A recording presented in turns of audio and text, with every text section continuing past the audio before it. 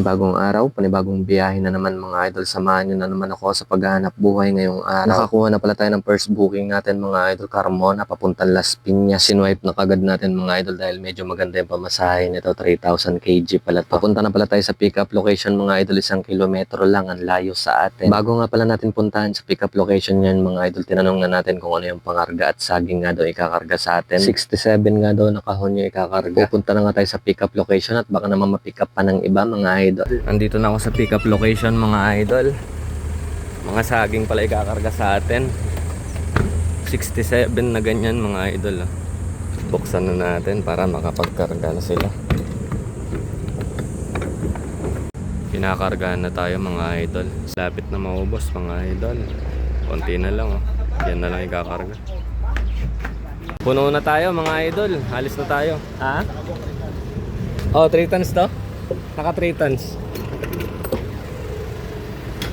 Naikarga na mga idol. Palis na tayo. Ang layo ng drop off mga idol ay 23 km mula dito sa pick-up location. Sibat na tayo mga idol, tara. Bago ang lahat, mag-shoutout muna tayo kay Jomar Di Tomas at saka kay Limohado Malor, Roslyn Gupit, Bong Baksan, Jimmy Kayupan, Giancarlo Vera, Jomar Panaw, Rolando Santos. Shoutout sa inyo. Ingat lagi sa mga biyahe. Sa mga gusto pala magpa-assist sa pagkuha ng LTFRB, ito yung new account ni Madam. Legit na legit yan mga idol. No down payment, LTFRB muna bago ang payment mga idol.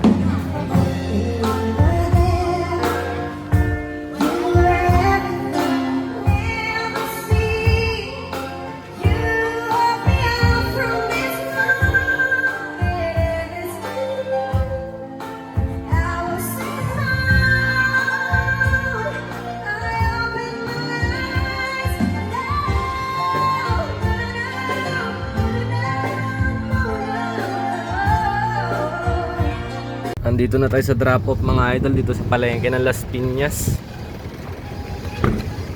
Buksan na natin. Bubuksan kaya Eric?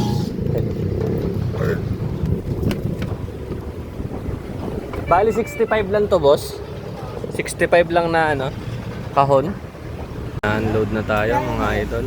Ha? Hindi ka malaglag. Nakakuha na tayo ng pan-second booking natin mga idol. Las Piñas papuntang Dasmariñas. Gurami to mga idol, pinagtiyagaan na natin. 1 oras na rin tayo nag-aantay dito, di tayo makatsyempo ng magandang biyahe. Kaya kinuha na natin to. Ang layo pala ng pick-up location ay 1.4 km. Pupunta na tayo mga idol para ma-pick up na natin. Tayo sa pick up mga idol. Magdadagdag na lang ako. Sige boss. Kung sakaling kuwan. Sige boss. Para Marami pala bossing. magdadagdag na lang ako. Sige bossing. Wala akong problema. Karga natin mga idol, mga kahoy at saka yero. Yung puno na mga idol. Kaso hindi na isara. Sipat na tayo. Dito na tayo sa drop off mga idol. Bakanting lote, laking lote mga idol. Kaya nakatuwa kahoy dito. Ha? Kaya nakatuwa kahoy. Unload na tayo mga idol. Tapos na tayong i-unload mga idol. Ang bait ng drop off natin mga idol. Binigyan tayo ng tip. 1,920 lang yung pamasahe ng booking mga idol. Ginawa niyang 2,500. Bossing, maraming salamat po sa binigay mong tip. Napakalaking tulong na po to sa pamilya ko. Maraming salamat bossing. Sana mapanood mo to. Maraming salamat po sa tip. Pan-diesel na din yun mga idol. 600. Parang yung diesel natin na papuntang Las Piñas balikan, yun na yung nakonsumo natin, yung 600 na tip. Kaso hanggang ngayon mga idol, di pa tayo nakakakuha ng booking pabalik ng Carmona. Andito pa rin pala tayo sa Dasma mga idol. Gumagapang na tayo paunti-unti dahil medyo hapon na din. Oras pa lang ngayon, 5:30 na ng hapon.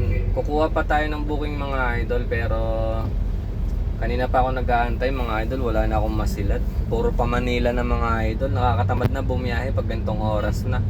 Dahil ano na mga idol, rush hour na, matraffic na masyado. Okay na din to mga idol, baka diretso uwi natin. Malapit na lang dito sa amin mga idol.